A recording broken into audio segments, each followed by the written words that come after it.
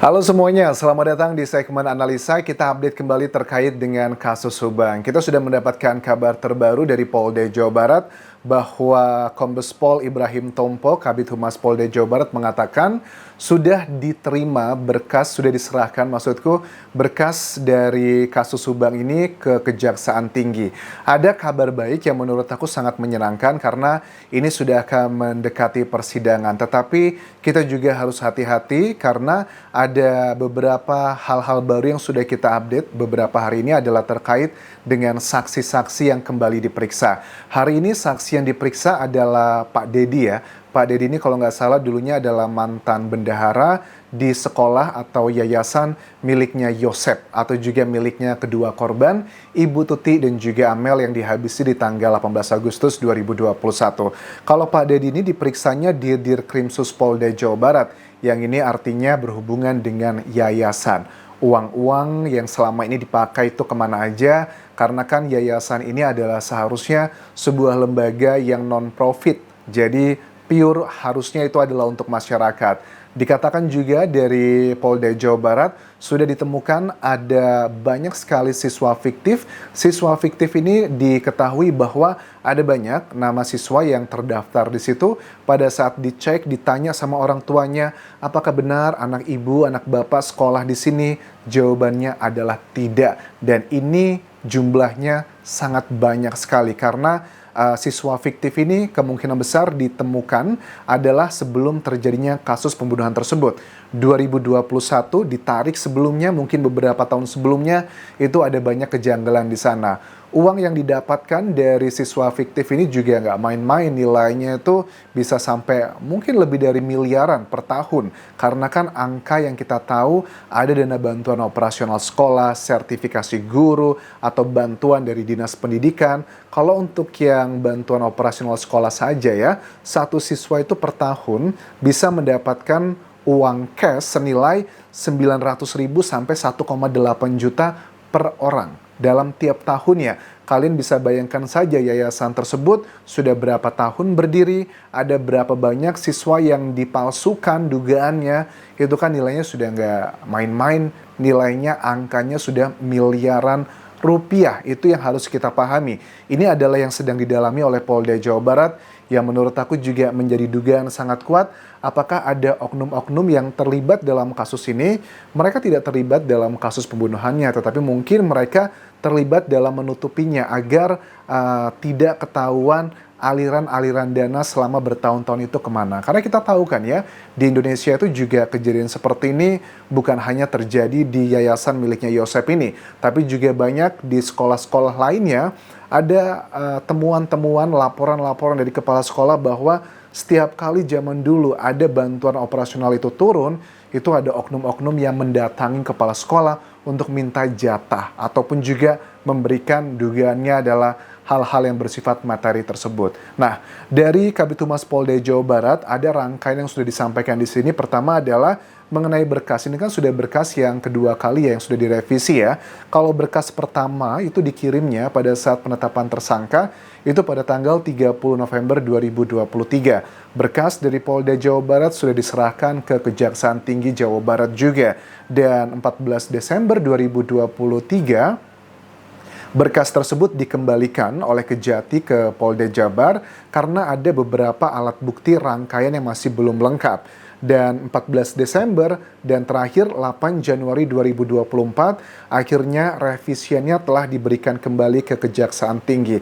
14 Desember menuju ke 8 Januari itu kan artinya ya hampir 3 minggu ya, ditambah dengan hari libur akhir tahun dan sebagainya. 3 minggu revisian menurut aku sudah sangat cukup ya, karena kan pada saat dari Kejati mengembalikan berkasnya ke Polda Jawa Barat itu kan pasti ada note, catatan-catatan bagian mana saja yang harus dilengkapi. Misalnya diketahui dalam berkas yang sebelumnya itu kan kalau kita cek di jejak digital waktu 30 November 2023 berkas yang diserahkan dari Polda Jawa Barat ke Kejati itu kan ada empat berkas. Tapi sekarang menjadi 5 berkas. Ya, semuanya satu-satu. Kalau dulu itu ada berkas pertama adalah Danu, berkasnya Yosep, berkasnya Mimin, berkas Abi dan Arigi menjadi 1. Jadi 4 berkas. Tapi kalau sekarang semuanya satu-satu, setiap tersangka punya berkasnya masing-masing. Menurut aku secara sistematis pada saat nanti dari Kejaksaan Tinggi atau jaksa mempelajari setiap tersangka itu akan jauh lebih mudah dibandingkan digabung antara Arigi dan Abi. Karena dugaannya bahwa Arigi dan Abi ini juga peranannya tidak selalu bersamaan karena ada beberapa temuan.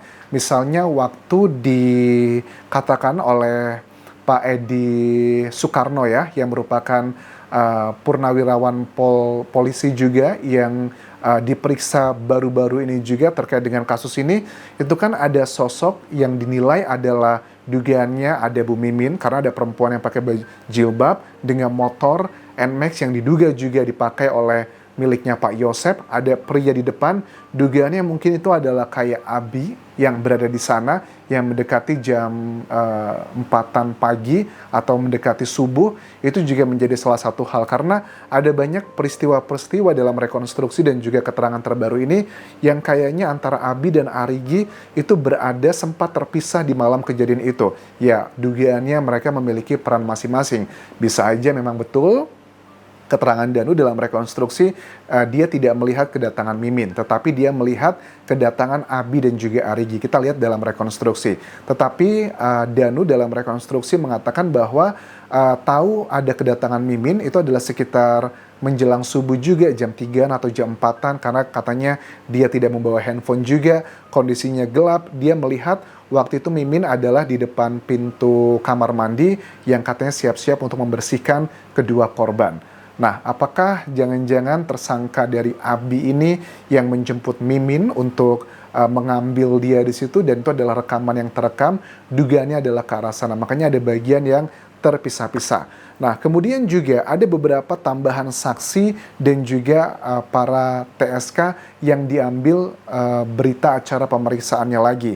Ini adalah bagian untuk dilakukan kelengkapan pada saat 8 Januari 2024 lalu, Polda Jawa Barat menyerahkan berkasnya ke Polda Jawa Barat. Kita cek ya, di akhir tahun 2023 lalu, karena kan 14 Desember dikembalikan, itu memang ada beberapa saksi yang diperiksakan ya. Pertama adalah ya para tersangka. Kelima tersangka itu diperiksa ulang, plus juga ada saksi, kalau aku lihat di sini dugaanku adalah dari Pak Edi. Pak Edi kan diperiksa beberapa kali ya oleh Polda Jawa Barat, yang merupakan polisi senior atau purnawirawan polisi ini, itu kan diperiksa beberapa kali, dan salah satu hal yang cukup mencengangkan adalah dia merasa ada ancaman gitu dari tidak cuman dari orang sipil, tapi juga dugaannya dari koleganya. Misalnya, ada salah satu adegan dikatakan Pak Edi, pada saat itu dia malam hari di rumahnya, itu ada beberapa motor yang selalu mengitari rumahnya, kemudian menghidupkan motornya dengan suara yang kencang. Itu adalah salah satu bagian dugaannya adalah intimidasi. Terus juga ada bagian dari dugaannya adalah oknum-oknum juga yang melakukan beberapa hal ke Pak Edi agar dia diam gitu. Karena Pak Edi cukup vokal membongkar banyak hal di sini.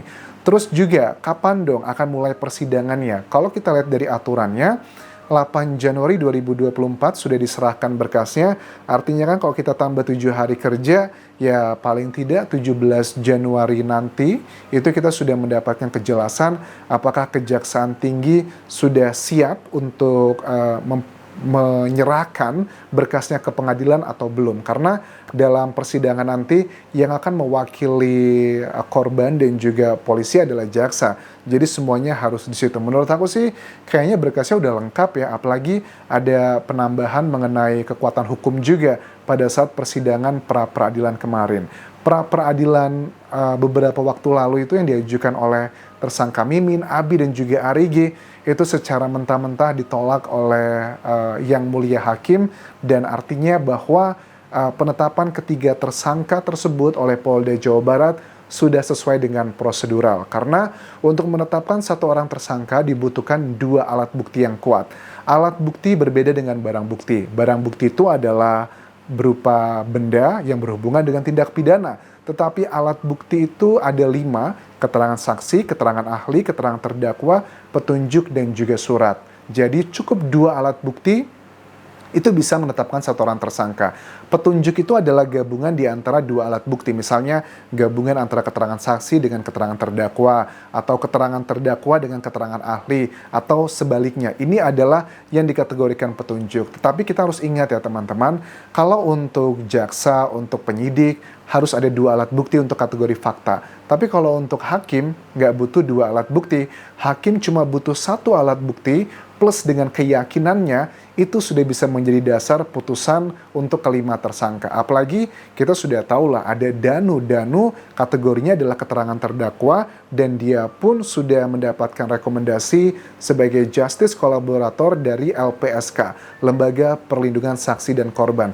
Kita sudah tahu nih arahnya Danu nanti akan banyak memberatkan dari 4 tersangka lainnya. Cukup dengan keterangan terdakwa saja itu sudah sangat kuat sekali. Hakim nanti bisa memutuskan ke-4 tersangka. Jadi menurut aku teman-teman untuk 4 tersangka ini, terutama untuk Abi dan juga Arigi, mereka tuh masih sangat muda. Ada keyakinan yang kita miliki bahwa mereka ini mungkin cuma dimanfaatkan saja karena berada di kondisi keluarga yang tidak ideal dengan berbagai macam drama yang dimiliki oleh Bu Mimin, Bu Tuti, dan Pak Yosep. Abi dan Arigi ini hanyalah masuk ke dalam kondisi yang kurang tepat saja, yang lagi apes. Mereka tuh peranannya bisa seperti Danu gitu loh, peranannya adalah minor. Tetapi kalau mereka tidak melakukan pengakuan, mereka tidak memberikan keterangan yang signifikan, khawatirnya dugaanku sangat kuat, Abi dan Arigi itu juga kemungkinan besar akan mendapatkan hukuman yang seumur hidup. Karena pasalnya 340. Pembunuhan berencana, hukuman mati, seumur hidup, atau 20 tahun penjara.